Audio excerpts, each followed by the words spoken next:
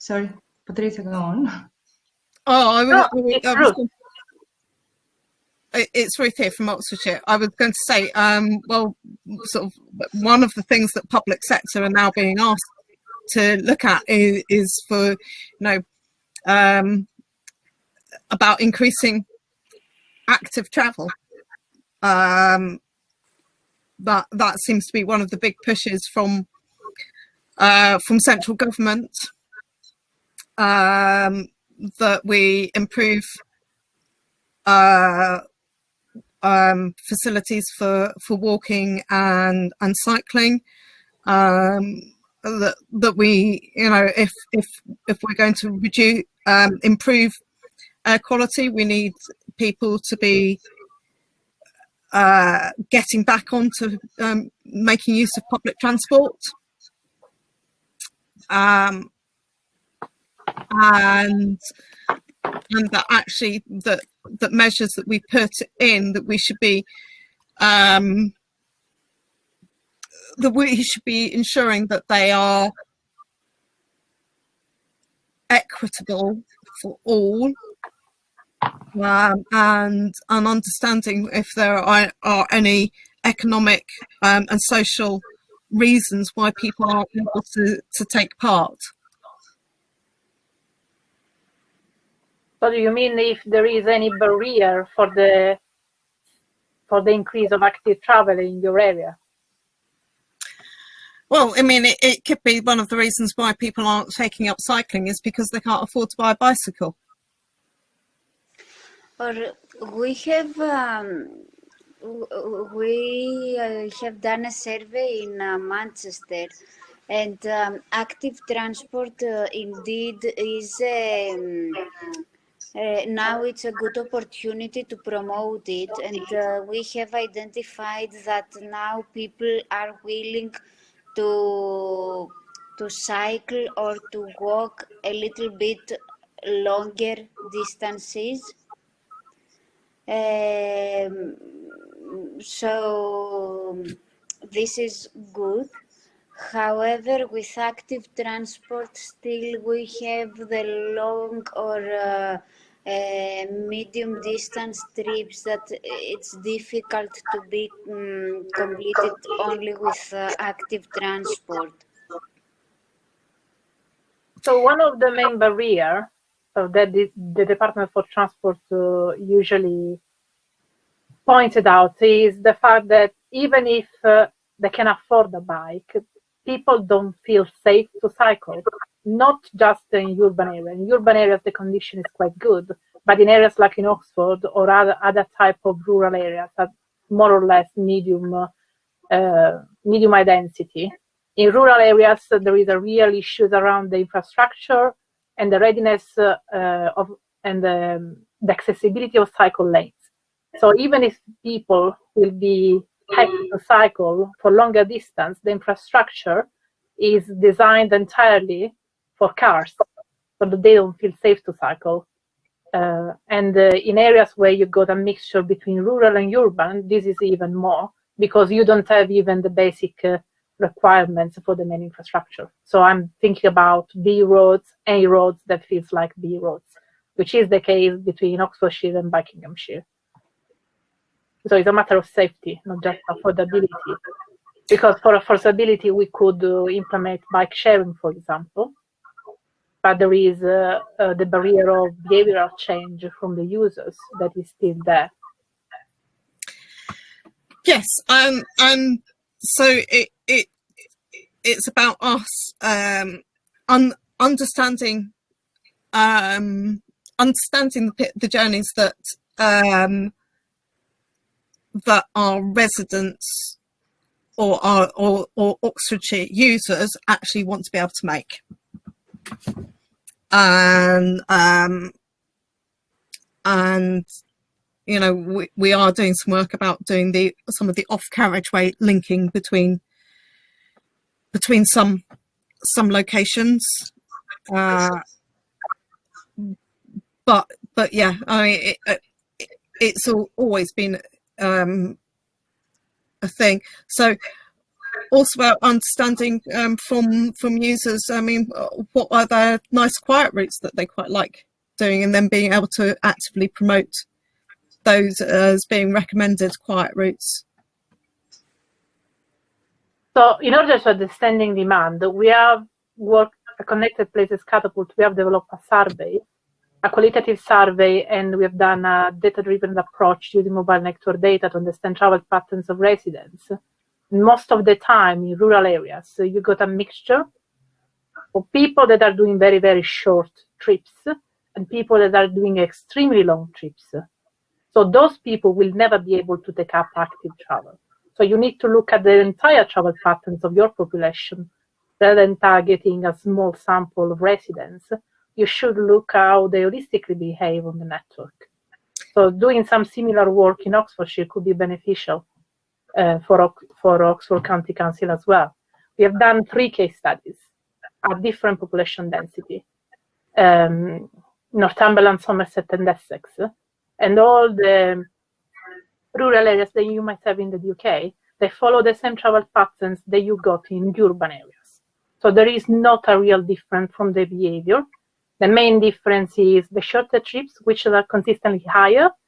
So in urban areas, you might have 20%, whilst in rural, you can reach 40 and 60% of shorter trips.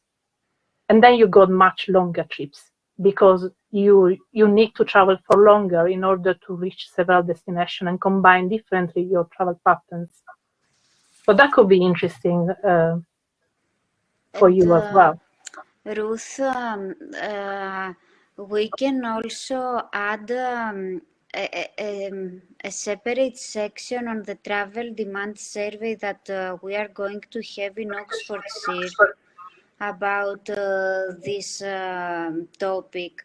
How willing are people to use active transport given the new conditions and all these issues. So Patricia, within Harmony, we have quite a substantive budget for data collection. So what we are going to do is we will do a proper travel demand survey in Oxfordshire County using a smartphone-based travel demand survey tool. We will collect activity diaries for 7 days.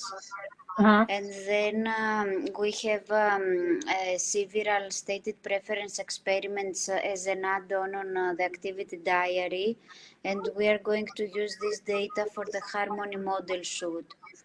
What type of service are you adding? Sorry, could you please repeat? What type of mobility services are you asking your user to fill in through the stated preference survey? Because you need to target different service. We have around 7 stated preference surveys.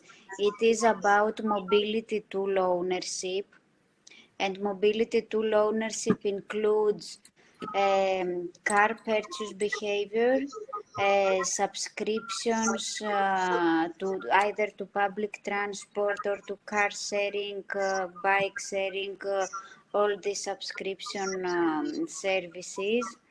We have residential location choice and flexible teleworking stated preference experiments. And then as we go to the tactical and operational level, we have mode choice experiments. For example, we have for the pre-day, the activity plans that Matsim generates. And then with all this app-based mobility, when you start your trip, you may receive real-time information and change your plans. So we have stated preference experiments on these aspects as well. And the stated preference experiments are adaptive and they are built based on their activity diary. And So the stated preference will link up with the scoring function in Matsim. Because basically, if you got this link between daily activity plans and the stated preference can be merged with Matsim and the scoring function. So Matsim becomes reactive to the preference of your agents. That's your next step, following the stated preference survey. Yes, in our activity-based model, we follow the approach that it is followed in sim mobility, where you have the pre-day plan and the within-day plans. Yes, it's So the same in Matsim. If you change your plans within the configuration, Matsim kicks out the longer activity. So sim mobility follow the same process as well. So you got daily activity plans that never change during the simulation.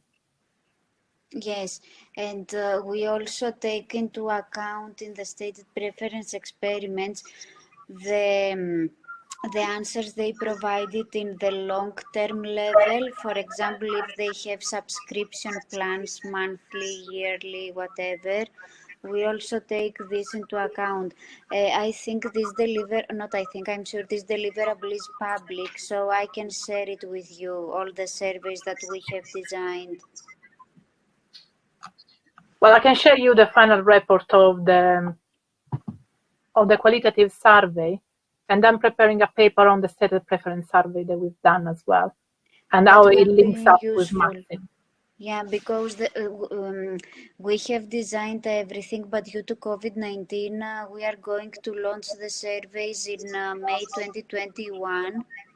So we may find some useful techniques that you have used in order to adapt for this survey. Okay. We should take it offline, Maria. We got to Yes. That will move to question two. And I'm listening. Yes, I'm listening to what you're saying, and I'm thinking to myself, oh, I wonder how this relates back to the DfT's latest guidance around the active travel fund monitoring guidance and the active travel fund public opinion surveys, good practice guidance, because obviously these are things that are very much that I'm thinking about at the moment.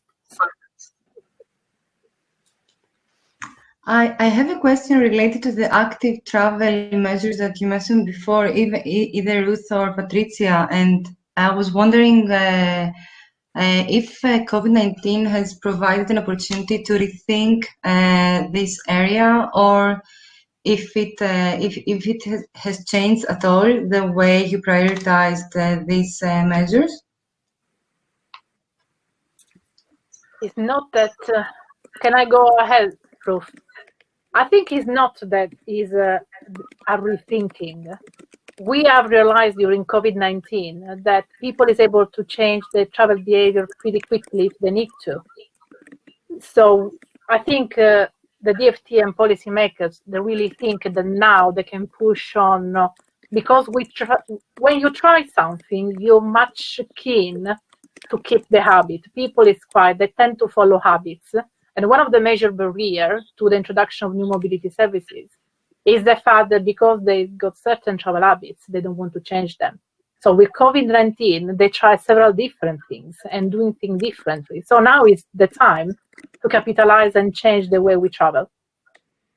But it's not just for public health. The major driver for the Department for Transport is the decarbonization of transport. The fact that transport now becomes the major emitter compared to any other sector that we got, not just in the UK, but also in the world. So it's more catching the ball while it's running. Ruth? Yeah, I think quite similar. It's improving health by enabling active and aiming to reduce congestion and emissions.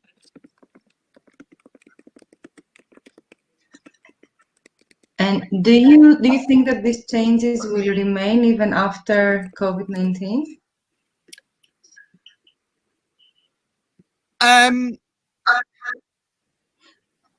Yes, I mean, somewhere like Oxford, we have to change people's mindsets. Otherwise, they will continue to complain about being stuck in traffic jams. Mm-hmm. Yeah, and we have to take the politicians on the journey with us about that this is what is best for the county, even if people are very vocal and say that it's anti-car. Mm-hmm. Well, you should not say it's anti-car. You should say we are trying to draw down the emissions, so it's better for your health. Yes, but if you say anti-car, it will have bad marketing for everything. I'm just quoting back the public. I think people realize they can cycle, they can do these efforts. So it's a matter of changing the way they travel and their mindset, but providing something better and something that is more fit for purpose for the way they travel. So now that we got remote working, and maybe there is not such a push to going back into the offices straight away, or at least we will never go back to a